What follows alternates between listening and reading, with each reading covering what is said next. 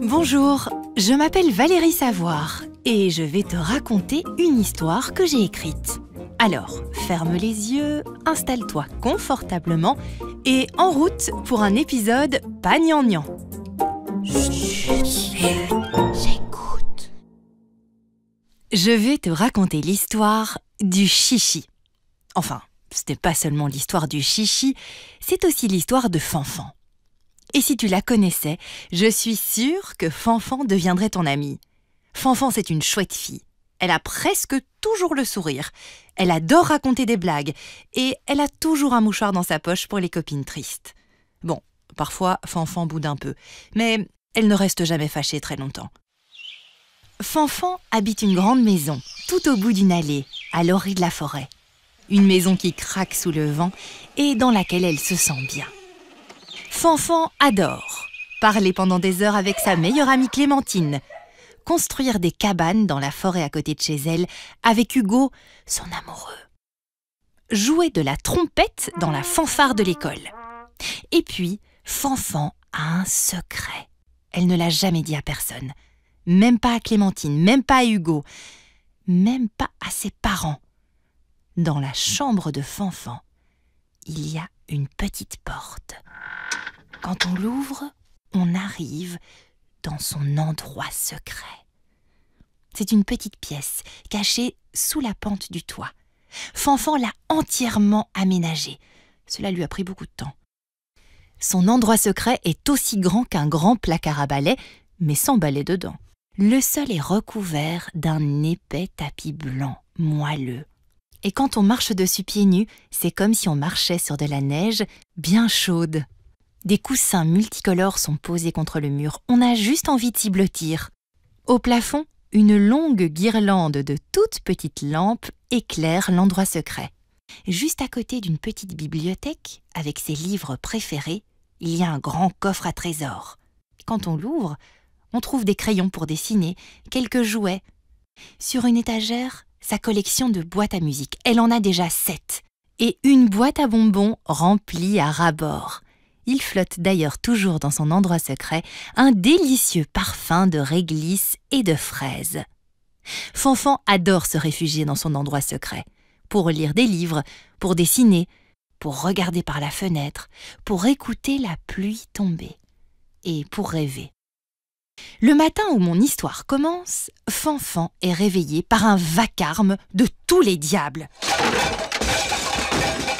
Le temps d'ouvrir les yeux, de chausser ses lunettes, Fanfan allume la lumière.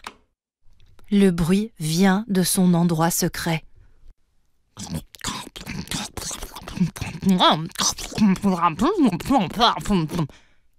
Fanfan se lève, se dirige vers la petite porte. Elle l'ouvre et elle n'en croit pas ses yeux. Les coussins sont éparpillés partout. Le tapis est recouvert de boue, de terre, de feuilles mortes et de papier de bonbons.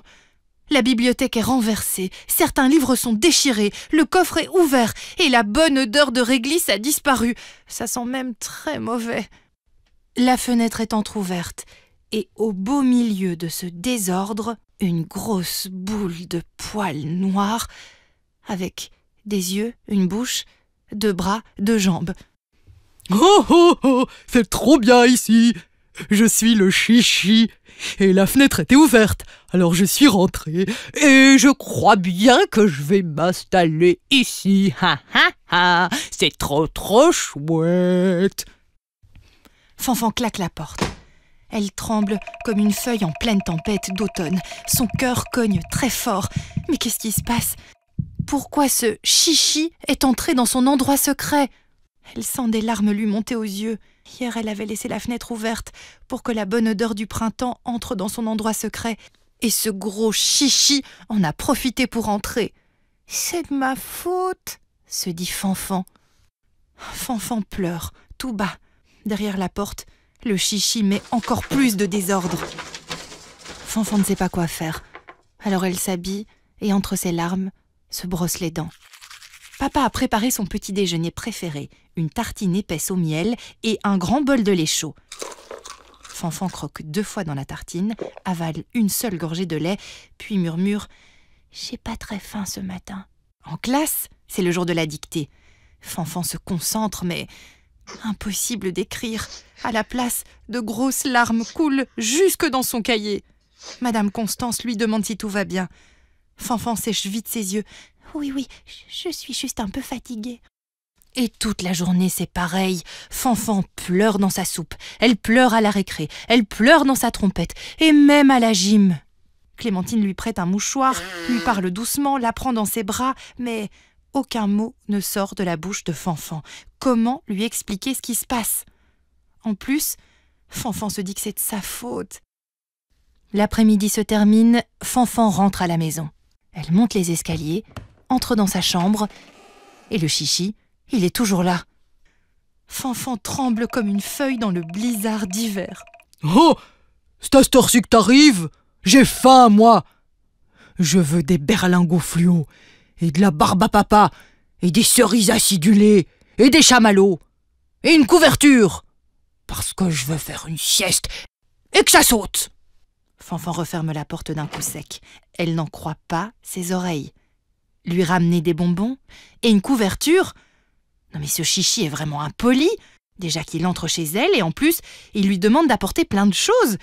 Mais qu'elle s'en gêne, se dit Fanfan. Mais quel gros plein de soupe! Soudain, Fanfan ne tremble plus. Elle n'a plus envie de pleurer. Elle sent quelque chose de chaud et de palpitant grandir en elle. Fanfan est très en colère. « À table !» crie maman. Fanfan descend l'escalier en tapant très fort des pieds. Elle s'assied à table. Maman a préparé un gratin de brocoli. « Berk !» dit Fanfan très fort. Maman la dévisage, papa aussi.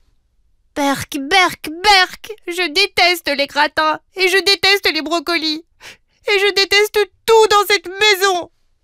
Papa n'est pas très content, maman non plus. Fanfan est privée de repas. Elle remonte dans sa chambre, le ventre vide, le cœur gros, les yeux qui piquent d'avoir pleuré et la tête lourde de colère. Maman frappe à la porte. Elle vient s'asseoir sur le bord du lit. Mais Fanfan, qu'est-ce qui se passe? Fanfan se blottit dans les bras doux de maman. Elle se laisse un peu bercer par son parfum au jasmin. « Pardon maman, je pensais pas à ce que je disais. Je suis un peu en colère, c'est vrai. Mais c'est pas à cause de toi. T'inquiète pas, ça va passer. » Fanfan espère juste que le chichi finira par partir. Mais le lendemain matin, il est toujours là. « Mes bonbons, j'ai faim !» Exaspéré, Fanfan part à l'école. Mais aujourd'hui non plus, rien ne va. En classe, Fanfan se trompe dans les additions. À la cantine, elle renverse son bol de soupe. À la récré, elle perd la moitié de ses billes dans la bouche d'égout. Et au cours de trompette, elle joue complètement de travers. Fanfan est très en colère, mais elle est aussi très inquiète. Comment va-t-elle se débarrasser de ce chichi? La sonnerie retentit. Cette horrible journée d'école se termine. Dans la cour, Hugo souffle des bulles de savon. Et il arrive à en souffler d'énormes. « Hé, regarde ma bulle !» crie Hugo. Une idée commence à germer dans l'esprit de Fanfan. Et il n'y a qu'une personne qui peut l'aider, Monsieur Robert. Monsieur Robert tient une boutique de merveilles, bazar, jouets et trésors. Et Monsieur Robert sait toujours quoi faire. Fanfan pousse la porte de la boutique de Monsieur Robert. La clochette sonne comme une petite pluie d'étoiles. Il fait sombre. Et il y a des merveilles, du bazar, des jouets et des trésors. Des boîtes à ressorts, des lampes à bulles, de vieilles mappes-mondes délavées, un mur recouvert de livres du sol au plafond, des poupées de toutes les tailles, des crayons de toutes les couleurs, des tortues, des poissons rouges, un accordéon, des boîtes à meux et d'autres objets mystérieux. Fanfan se promène lentement entre les étagères. Monsieur Robert lève un sourcil. « Bonjour, ma luciole. Quel bon vent t'amène !»« Monsieur Robert, est-ce que vous vendez des chichis ?» Monsieur Robert gratte sa barbe, puis son front. « Des chichis ? Non. C'est pour un cadeau ? Non, pas vraiment. En fait, j'ai déjà un chichi. J'arrive pas à l'arrêter, alors je cherche le mode d'emploi. » Monsieur Robert hoche la tête et prend derrière son comptoir un gros livre. C'est l'inventaire des modes d'emploi. « Attends un peu, je regarde. B, C, chenille luisante, c'est pas ça, chiboc des neiges, chips de fourmis. Non, je n'ai rien sur le chichi. Mais je vais te dire un secret, ma Luciole. Quand tu n'as pas le mode d'emploi, tu ne dois savoir qu'une seule chose. C'est toi la chef de ton jouet. Ce n'est pas le jouet qui décide, c'est toi. Quand tu veux l'arrêter, tu l'arrêtes. En rentrant à la maison, Fanfan réfléchit à ce que Monsieur Robert lui a dit. « Mais oui, c'est moi la chef de mon jouet, c'est moi la chef de ma bulle, c'est moi qui dois le faire partir. » Elle monte les escaliers, entre dans sa chambre et ouvre d'un coup la petite porte de son endroit secret. « Oh, enfin t'es là! T'as apporté les bonbons au moins !»« Écoute-moi bien, Chichi. Tu as décidé de venir ici, mais ici, c'est chez moi.